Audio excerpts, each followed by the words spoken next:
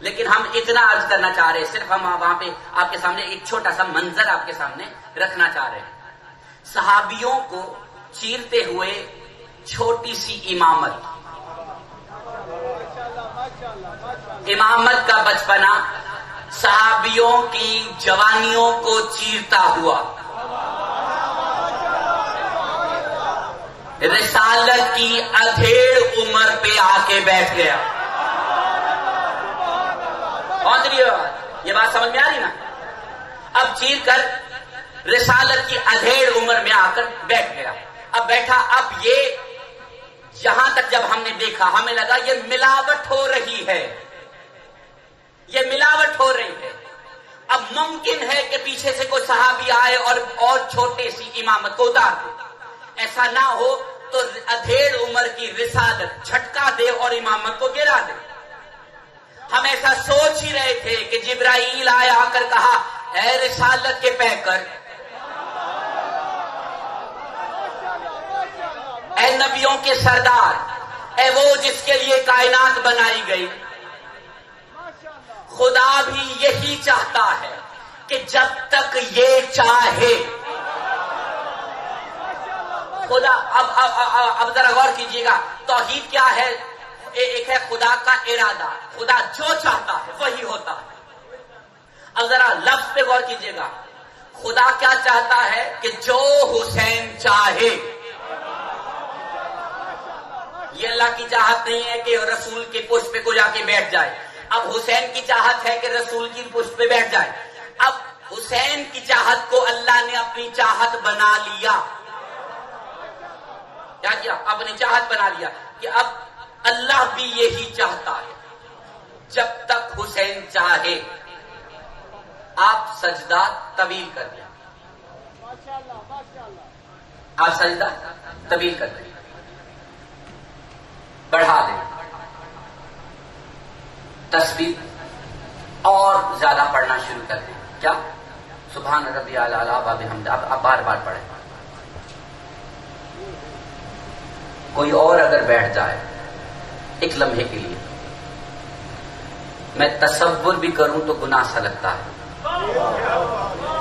کوئی ہو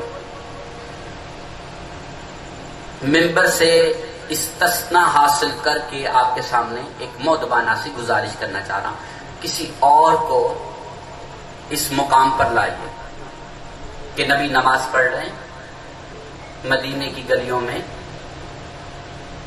نبی کا کلمہ پڑھنے والے کا کوئی بچہ آیا مسجد میں اور وہ داخل ہوا صفوں کو چیرتا ہوا۔ صرف اتنا بتا دیجیے، پہنچ پائے گا؟ نہیں پہنچ پائے گا۔ کیوں؟ پہنچ بھی پایا تو یہ گناہ سمجھا جائے گا۔ گناہ کس پر؟ ماں باپ کو نہیں پتا کہ ان کا بیٹا کہاں ہے، ان پر بھی گناہ، وہ نہیں روک سکتے تھے۔ اب میں صرف اتنا بتانا چاہ رہا ہوں کس کس پر گناہ پھر بنے گا۔ وہ جو آخری صف میں کوئی نماز پڑھ رہا ہے اس پر بھی گناہ ہے۔ تم نے نہیں دیکھا ایک بچہ گزر رہا تھا، اسے روکتے، دوسری صف والے وہ، اب تم روکتے، اب پہلی صف والے تک تھا، تم تو روکتے۔ اگر نبی پر بیٹھ بھی گیا تو پھر نبی پر بھی یہ سوال اٹھے گا، آپ گرا نہیں سکتے تھے۔ لیکن ہم صرف اتنا عرض کرنا چاہ رہے ہیں کہ اللہ نے بتا دیا دنیا والوں کو کہ دیکھو یہ عام بچہ نہیں ہے، یہ امامت ہے، اسے کوئی بچہ نہ سمجھے۔ اب صرف عرض کرنا چاہ رہا، بالکل توجہ سے، امام ایک دن کا بھی امام ہے، 40 برس کا بھی امام ہے۔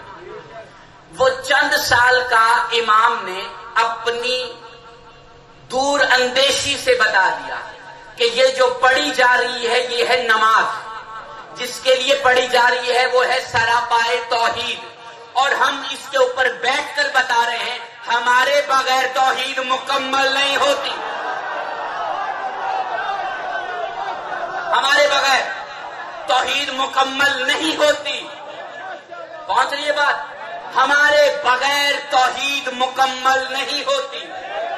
اب یہ رہتی دنیا تک ایک قانون بن گیا، حسین کے بغیر توحید مکمل نہیں ہوتی۔ پہنچ رہی ہے نا بات؟ پہنچ رہی۔ اب ہم سے اتنا پوچھا جا رہا ہے توحید میں ہے کیا کیا؟ کلمہ ہے نا، حسین کے بغیر تو کلمہ بھی مکمل نہیں ہوتا. لوگ تو علی کے نام پر اعتراض کرتے ہیں کہ علی کا نام کلمے میں نہیں آتا. اب ذرا غور سے سنیے گا، ایک ہوتا ہے ظاہر، ایک ہوتا ہے باطن. نہیں سمجھ میں آ رہی؟ ایک ہے ظاہر، ایک ہے باطن. ظاہر تو پڑھ لیا، اب باطن بھی ذرا پڑھ لیجیے، اس کو بھی تو سمجھ لیجیے. ہاں، لا الہ الا اللہ یہ ظاہر ہے، کوئی نہیں ہے معبود مگر اللہ. ظاہر ہے. لوگ ظاہر پڑھ پڑھ کے ظاہری مسلمان ہو رہے ہیں. پہنچ رہے معذرت کے ساتھ. ظاہری جب پڑھو گے تو مسلمان بھی ظاہری ہو گئے، اس کا باطن پڑھو گے تو باطن میں بھی پھر مسلمان ہو گئے. ہم پھر تھوڑا سا بتانا چاہ رہے ہیں. ہاں، جس نے فقط اتنا پڑھا کہ لا الہ الا اللہ کوئی نہیں ہے معبود مگر اللہ،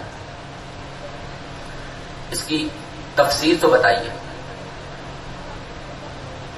لا الہ الا اللہ تفسیر تھوڑی سی سمجھ ہم چاہتے ہیں، بتائیے کیسے ہوتی ہے اس کی تفسیر، اس کی تھوڑی سی وضاحت چاہتے ہیں.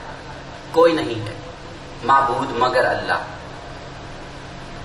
دنیا میں کتنے معبود ہیں جو جھوٹے ہیں، ہے نا؟ بتوں کو پوجا جا رہا ہے، درختوں کو، پتھروں کو، بہت. اور کلمہ کہہ رہا ہے کوئی نہیں ہے، کوئی بھی نہیں ہے معبود سوائے اللہ کے. ہمیں یہ کس نے بتایا کہ اس کے سوا کوئی نہیں ہے؟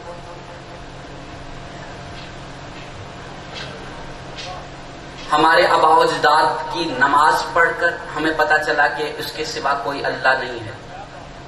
کسی پیر کے کہنے پہ مان لیا کہ کوئی اللہ نہیں ہے اس کے سوا. کیسے مان لیا؟ ہمارے پاس ایک قانون ہے، ایک پیمانہ ہے. صرف غور کیجیے گا. علی، محمد، زہرا، حسن، حسین، یہ وہ ذات ہے کہ جنہوں نے دکھایا کہ اس کے سوا کوئی معبود نہیں ہے. نہیں، ابھی بات سمجھ میں نہیں ہے، ہم سمجھانا چاہ رہے ہیں. بالکل توجہ رکھیے گا میری طرف، بالکل توجہ میری طرف. یہ وہ ذات ہے جنہوں نے سمجھایا، دکھایا اس کے سوا کوئی نہیں. علی ایک ہی وقت میں 40 گھروں میں رہ رہے ہیں. اگر میں فضائل علی پڑھنا شروع کروں تو بہت وقت درکار ہے. وہ جو رسول کی گود میں سر رکھ کر سورج کو پلٹا دے، اور قرآن کہہ رہا ہے کہ سورج ماتحت ہے میرے پروردگار کا. پہنچ رہی نا بات؟ قرآن میں اللہ کے لیے جو صفات ہیں علی نے وہ صفات کر کے دکھائی ہے. چونکہ ہمارے پاس وقت میں اتنی گنجائش نہیں ہے، آپ گھروں میں جا کے تھوڑا سا ہوم ورک کر لیجیے گا. خدا کی جتنی صفات ہے علی نے وہ کر کے دکھائی. علی نے مختلف مقامات پہ کرامتیں کر کے دکھائیں کہ دیکھو میں تم جیسا نہیں ہوں. اب لوگوں کو لگا کہ یہ تو اس جیسا ہے، اس کے باوجود علی نے سجدہ کر کے بتایا کہ دیکھو اس کے سوا کوئی عبادت کے لائق نہیں ہے. اب یہ لا الہ الا اللہ یہ سمجھایا کس نے؟ یہ علی نے. یہ لا الہ الا اللہ یہ سمجھایا کس نے؟ محمد نے. یہ لا الہ الا اللہ کس نے سمجھایا؟ یہ ظاہر